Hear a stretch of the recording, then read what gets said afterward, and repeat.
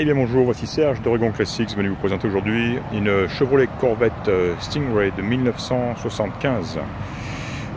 Donc la voici dans sa jolie couleur jaune, définitivement visible, c'est une voiture qui attire l'attention. J'étais en train d'en faire un essai routier quand à un feu, quelqu'un s'est arrêté à côté de moi pour me demander si je vendais ma voiture. Je lui ai dit non, je ne la vends pas, je vais certainement l'acheter.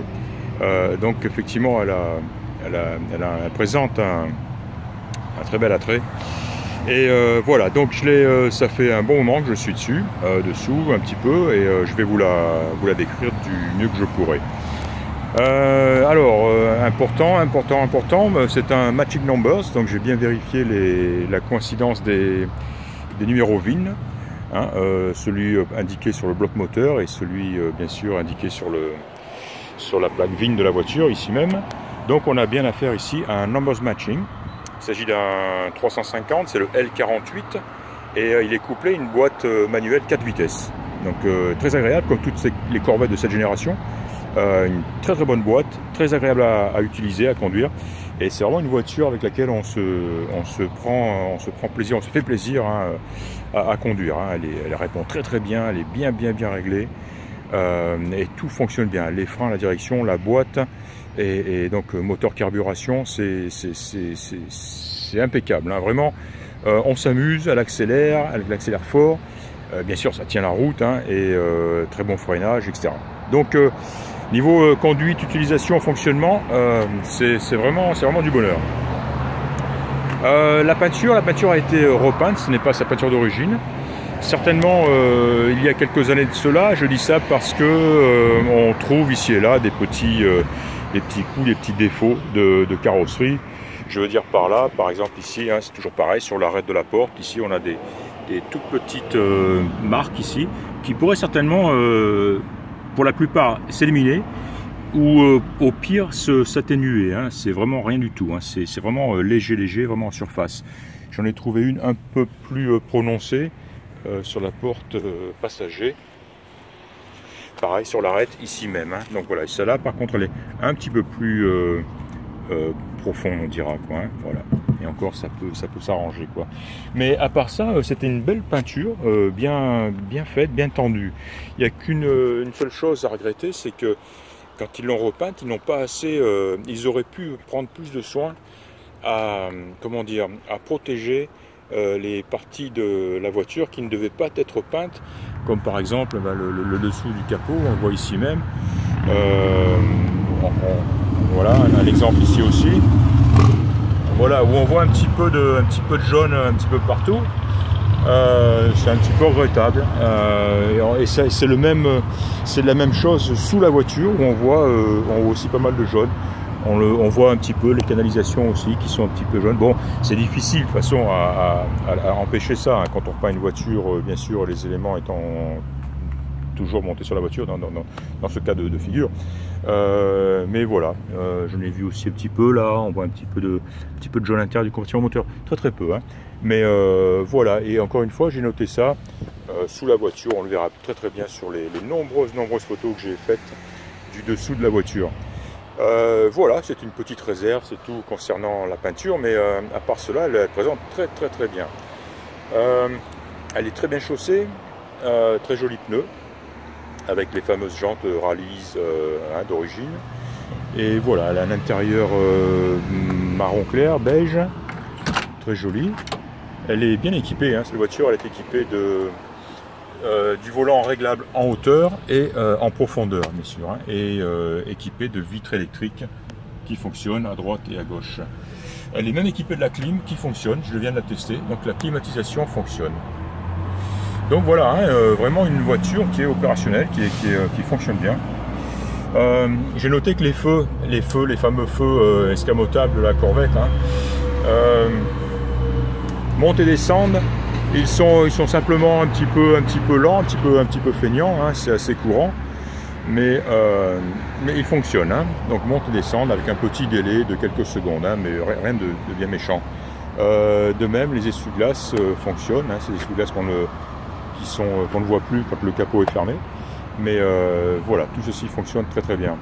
Un compartiment moteur qui est vraiment dans un vieux jus, on dira. Hein, il y a certainement moyen de le nettoyer, de lui donner un aspect beaucoup plus joli que ça. Mais voilà, encore une fois, on le voit tel qu'on le voit dans son jus. On voit une étiquette sur le climatiseur, sur le groupe de climatisation ici même, montrant que le système a été comment dire, modernisé avec le remplacement du vieux gaz R12 par le R134A. Donc voilà ce qui a été fait en 2007. Et voilà, et encore une fois, je l'ai testé et la clim fonctionne, ce qui est très très surprenant même, on dira, et agréable.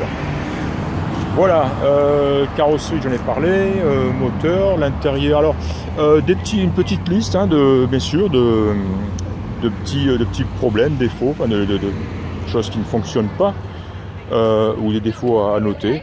On voit ici une usure sur le siège, hein, c'est là où même on s'appuie pour entrer et descendre du siège. Donc on voit cette espèce de patine, usure naturelle ici. Bien sûr, comme toutes les corvettes de cette génération, le siège n'est pas réglable.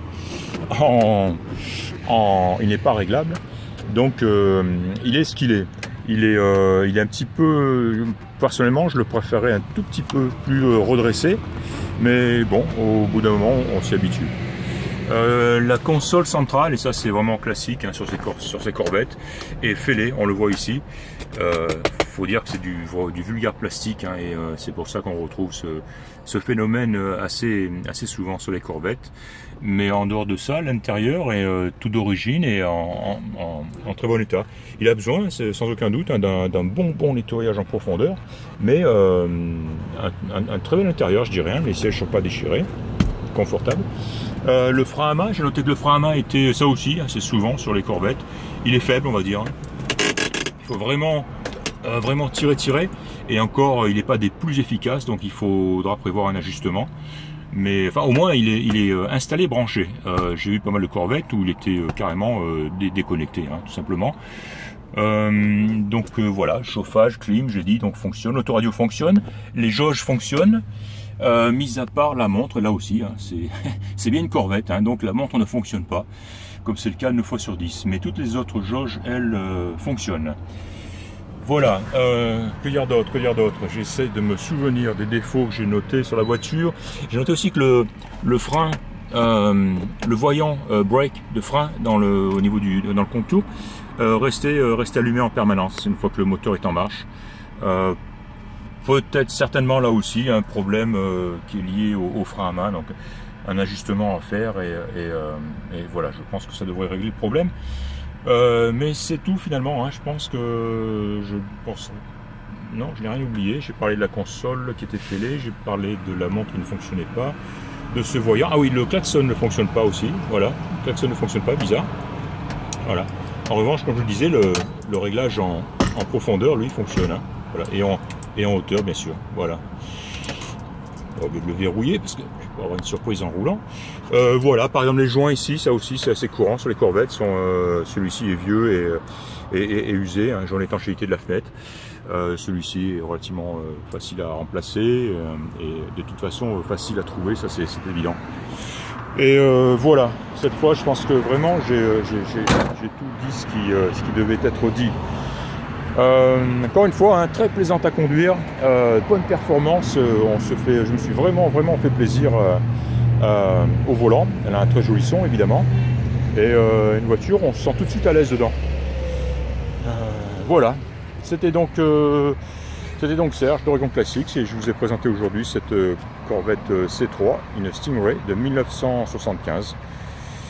En espérant que vous aurez apprécié cette inspection, cette petite vidéo. Je vous remercie de m'avoir écouté, je vous dis à très bientôt.